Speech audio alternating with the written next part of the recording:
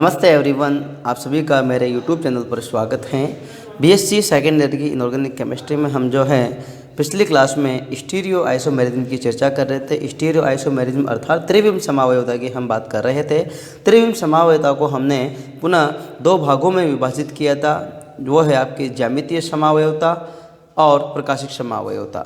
ज्यामितीय समावयवता जो होती है आपकी ज्योमेट्रिकल आइसोमेरिज्म, उसके बारे में हम पिछले वीडियो लेक्चर में संपूर्ण चर्चा कर चुके हैं।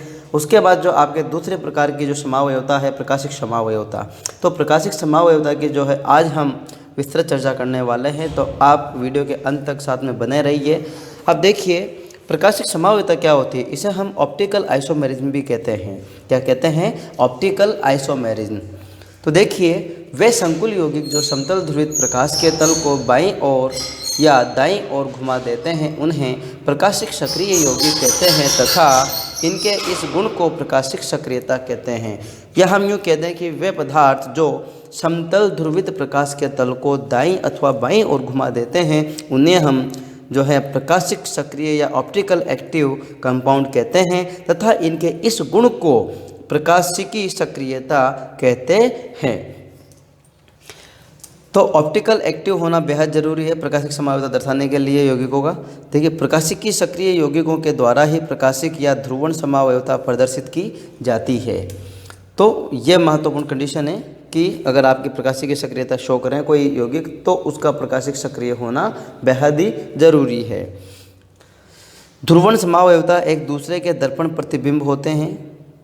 ध्रुवण समावयव एक दूसरे के दर्पण प्रतिबिंब होते हैं जो एक दूसरे पर अध्यारोपित नहीं होते हैं तथा इनके इस गुण को किरेलता कहते हैं और ऐसे अणु को हम किरेल अणु कहते हैं। तो किरेलता या किरेल अणु से रिलेटेड आपके कई बार डेफिनेशन पूछी गई है, एक नंबर आधे नंबर में।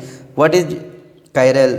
ठीक है, तो किरेल क्या कहलाता है? ध्रुवण समावयव या ऐसे ध्रुवण समावयव जो एक दूसरे के दर्पण प्रतिबिंब होते हैं जो एक दूसरे पर अध्यारोपित नहीं होते तथा इनके इस गुण को किरेलता कहा जाता है और ऐसे अणुओं को हम कायरेल अणु बोलते हैं। ठीक है, क्या बोलते हैं? कायरेल अणु। प्रकाशिकी समावयव में से एक समावयव समतल ध्रुवित प्रकाश के तल को जो है क्लॉकवाइज, जिसे हम बोलते हैं दक्षिणावर्त या दाएं ओर, इस तरीके से जैसे क्लॉक घूमती है ना आपकी टिक टिक टिक टिक इस तरीके से, तो क्लॉकवाइज या दक्षिणावर्त घुमा देता है, इसे डी समावयव कहते हैं। जबकि दूसरा समावयव जो है पीपीएल, इसको बोलते हैं प्लेन पोलर लाइट, समतल ध्रुवित प्रकाश। तो समतल ध्रुवित प्रकाश को जो है एंटी क्लॉकवाइज, देखो घड़ी की विपरीत दिशा में ऐसे घूम रहा है, ये देखो ये इस तरीके से जो एंटी क्लॉकवाइज को बोलते हैं हम घड़ी के विपरीत दिशा में या वामाव्रत दिशा में घुमाने की प्रवृत्ति रखता है, तो इसे एल समावयव कहते हैं। प्रकाशिकी समावयवता को केंद्रीय धातु आयन की समन्वय संख्या के आधार पर दो भागों में बांटा गया है। देखिए प्रकाशिकी समावयवता को भी केंद्रीय धातु आयन की समन्वय संख्या के आधार पर दो भागों में बांटा गया है, जैसा हमने ज्यामितीय समावयवता में भी इसको दो भागों में डिवाइड किया था।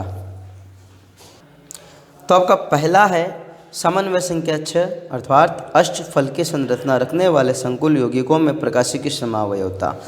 इसमें जिनका कोऑर्डिनेशन नंबर 6 है अर्थात अष्टफल की संरचना रखने वाले जो कॉम्प्लेक्स कंपाउंड है उनमें प्रकाशिकी समावयवता की हम बात करते हैं। तो देखिए असममित या किरेल ज्यामिति के अष्टफल के संकुल यौगिक प्रकाशिक समावयवता दर्शाते हैं, जिन्हें अध्ययन की दृष्टि से हम निम्न प्रकार वर्गीकृत कर सकते हैं या इनको अनेक भागों में विभक्त किया जा सकता है।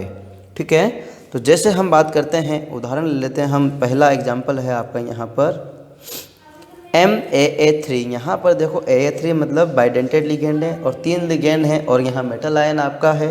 तो इस प्रकार के संकुल यौगिक जैसे उदाहरण हम ले लेते हैं CO एथिलीन डाइएमीन जो है उसका होल्थराइज +3 आयन। तो यहाँ पर देखिए इसके जो एथिलीन डाइएमीन के मॉलिक्यूल है वो इस प्रकार से कोबाल्ट से बॉन्डिंग बना रहे हैं। ये यहाँ एक जो मॉलिक्यूल इस तरीके से जुड़ेगा, एक न्यू जुड़ेगा और एक न्यू करके जुड़ेगा। तो यहाँ पर ये है आपका इसका डी आइसोमर और इसका ये प्रतिबिंब जो है ये आपका कहलाएगा एल आइसोमर। ठीक है, इसी प्रकार हम केस सेकंड, ये आपका केस फर्स्ट है। केस फर्स्ट केस सेकंड हम ले लेते हैं। केस सेकंड में आपका MAA2 एंड B2। AA2 का मतलब क्या है, यहाँ तो दो द्विदंतुक लिगेंड है और दो एक दंतुक लिगेंड हैं। तो MAA का होल ट्वाइस एंड B2 प्रकार के संकुल यौगिकों में ट्रांस ज्यामितीय समावयव सममित होने के कारण प्रकाशिक सक्रियता नष्ट कर देते हैं, किंतु सिस आइसोमर प्रकाशिक सक्रिय दर्पण प्रतिबिंबों के रूप में पाए जाते हैं तथा प्रकाशिक सक्रियता प्रदर्शित करते हैं। तो ये ध्यान रहे, सिस आइसोमर प्रकाशिक सक्रिय दर्पण प्रतिबिंबों के रूप में ही होते हैं जो प्रकाशिक सक्रियता प्रदर्शित करते हैं। देखिए एग्जाम्पल के तौर पे आप यहाँ पर ये एथिलीन डाइएमीन और 2 Cl मोनोडेंटेड, 2 बाइडेंटेड लिगेंड आपके यहाँ हैं, ठीक है। और जब इसका प्रतिबिंब हम बनाएंगे तो ये वाला तो इधर आ जाएगा, ये वाला यहाँ आ गया और एज इट इज ये, तो ये आपका L आइसोमर और ये D आइसोमर कहलाएगा, ठीक है। और जो भी एंटाइटी पे चार्ज होगा वो चार्ज आपको यहाँ मेंशन कर देना है। अब बात करते हैं हम बहु नाभिकीय संकुलों में प्रकाशिक समावयवता। ये तो हो गई आपकी एकल नाभिकीय यौगिकों में समावयवता। अब हम बात करते हैं बहुनाभिकीय संकुलों के प्रकाशिक समावयवता।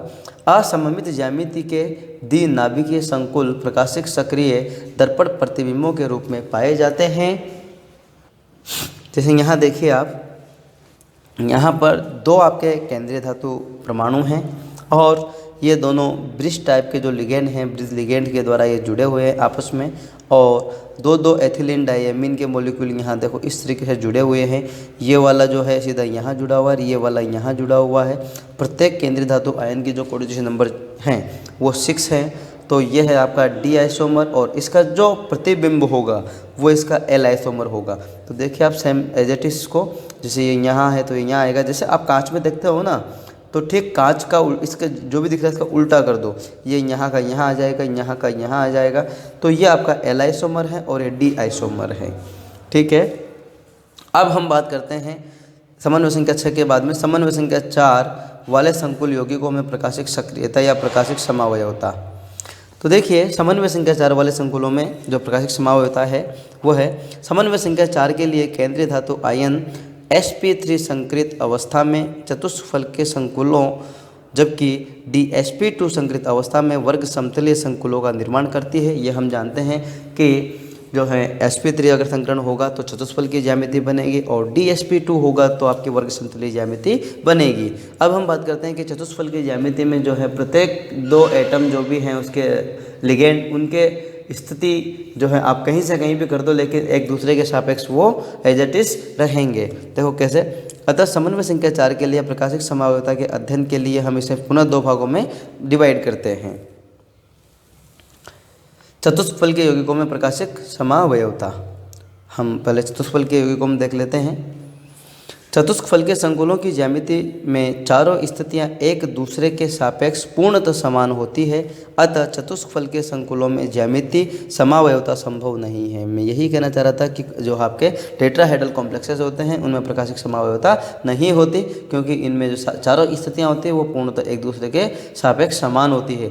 किंतु असममित ज्यामिति के चतुष्फल के संकुलों के दर्पण प्रतिबिंब एक दूसरे पर अध्यारोपित नहीं होते हैं, अतः वे प्रकाशिक समावयवता दर्शाते हैं। यहाँ जो ध्यान देने योग्य बात वो है कि यदि आपके इस केंद्रीय धातु आयन से चारों जो लिगेंड है वो एक समान होंगे तो ये प्रकाशिक सक्रिय नहीं होगा। लेकिन अगर यहाँ चारों लिगेंड डिफरेंट टाइप के, जैसे कॉपर से जुड़ने वाला H2O, NH3, क्लोरीन, ब्रोमीन, चारों लिगेंड अगर डिफरेंट टाइप के हैं तो फिर ये ऑप्टिकल एक्टिव कहलाएगा, ठीक है। तो देखिए यहाँ पर ये इसकी चतुष्फल की ज्यामिति में हमने इसको अरेंज किया है। तो ये है आपका D आइसोमर एंड ये है आपका L आइसोमर। क्या है? L आइसोमर, ठीक है। यहाँ पर एज इट इज क्लोरीन यहाँ आ गया, H2O का H2 की जगह, NH3 इधर था तो यहाँ से इधर चला गया। ये इसका दर्पण प्रतिबिंब होता है।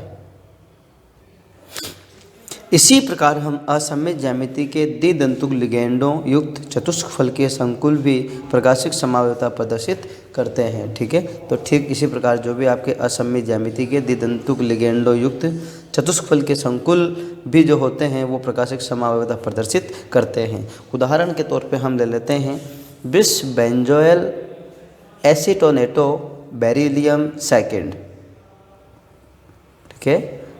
इसके जो है अणुसूत्र होता है C6H5CO CSCO का होल ट्वाइज Be बेरिलियम।